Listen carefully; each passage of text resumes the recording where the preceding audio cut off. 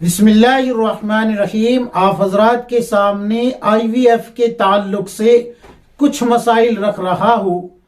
एक नौजवान है जिसने सवाल किया है कि मुफ्ती साहब, मेरी शादी को 3 से 4 साल हो चुके हैं और मेरी बीवी को हमल भी रहा, लेकिन एक्टोपिक प्रेगनेंसी होने की वजह से ट्यूब को निकालना पड़ा और दूसरी ट्यूब ब्लॉक हो गई। तो डॉक्टर्स ने कहा है कि अब इसका कोई इलाज नहीं है सिवाय IVF के। तो क्या IVF कराना जायज होगा या नहीं?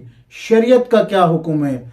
और IVF के जरिए से बच्चा जो हासिल होगा वो सही नस्ब होगा या उसके नस्ब में कोई खराबी या कमी आएगी? क्या हुक्म है शरीयत का? तो आप जो है फतावा उठाए बिन्नोरिया टाउन, और उसका फतवा नंबर मैं आपको पेश करता हूँ। फतवा नंबर है 1443100708। ये फतवा नंबर है, आप देख लीजिएगा साइट पे जाके। और दारुल उलूम देवबंद, हत्ता के मुफ्ती तकी उस्मानी साहब का जो मदरसा है दारुल इफ्ता है, उन तमाम दारुल इफ्ताओं का मुत्तफिका फैसला है कि IVF के जरिए से बच्चा हासिल करना कतअन जायज नहीं है। इसकी सूरत क्या है नाजायज होने की, वो भी सुन लीजिए। याद रखें कि अगर जो मर्द का स्पर्म होता है, एक तो ये समझे कि उसको जलक के जरिए निकाला जा रहा है।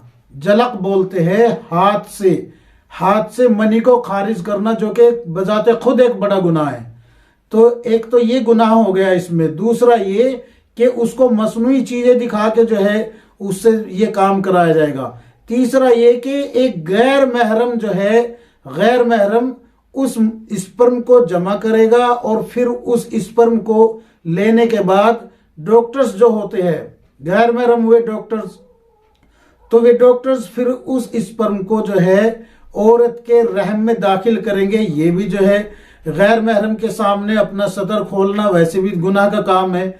लेकिन स्पर्म को जब दूसरा कोई शख्स या कोई औरत या कोई मर्द दाखिल करे औरत के रहम में, तो ये भी नाजायज और हराम है, अल्लाह की तख्लीक के खिलाफ है। ये बात याद रखें, अल्लाह की तख्लीक के खिलाफ है। हाँ, एक तरीका इसका उलमा ने बताया है कि पहले डॉक्टर से जो है सही तरीके से IVF की क्या ली जाए, तालीम ली जाए, यानी कि उसको समझा जाए। और फिर अगर मियाँ बीवी अपने आप खुद इस काम को सर अंजाम दे तो फिर जायज होगा। लेकिन हमने YouTube पे और डॉक्टर से जो मशवरे किए, सलाह ली, इस बारे में हमने पूछा डॉक्टर्स की टीम से कि भाई IVF खुद कर सकते हैं या नहीं। तो डॉक्टर्स का कहना है कि ये एक पूरा कोर्स होता है जिसमें करीब 100 तो इंजेक्शन लगने हैं, 100 ही जो है इसमें तकरीबन स्कैन होने हैं, यानी कि अल्ट्रासाउंड्स होने हैं। तो ये सारा प्रोसीजर जो है दूसरे आदमी या तीसरे आदमी का उसमें शामिल होना ही होना होता है। और शरीयत तीसरे आदमी को दखल देने की इजाजत बिल्कुल भी नहीं देती। तीसरे आदमी का कोई दखल इसमें नहीं होना चाहिए अगर IVF को आप जो है हलाल बनाना चाहते हैं। लेकिन अगर किसी तीसरे आदमी का दखल हो जाता है, चाहे वो औरत है या मर्द है, तो फिर ये हराम हो जाएगा। याद रखिए, ये हराम हो जाएगा। ये मैं नहीं कह रहा हूं, तमाम दारुल इफ्ता कह रहे हैं। दारुल उलूम देवबंद आप उठा के जाए, फतवा देखे, साइट पे मिल जाएगा। और बिन्नोरिया टाउन देखे, दारुल उलूम कराची देखे, तमाम दारुल इफ्ता इसी पर मुत्तफिक है कि ये हराम है, हराम है। इसके जायज होने की कोई अलामत नहीं है।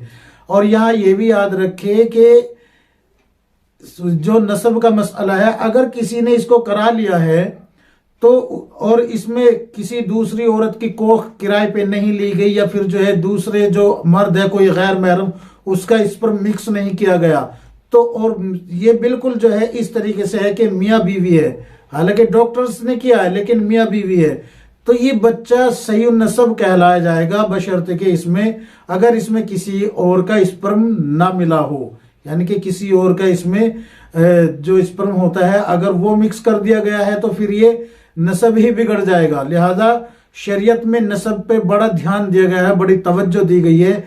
इसलिए नस्ब का भी मसला आता है, गैर महरम का जो मसला है वो भी आता है। तमाम तरीके से इसका कोई भी जवाज नहीं मिलता जायज़ होने का। लिहाजा इस पे इसीलिए तमाम दारुल इफ्ता ने मुत्तफ़िक़ा फैसला किया है, फतवा दिया है कि ये नाजायज़ और हराम है।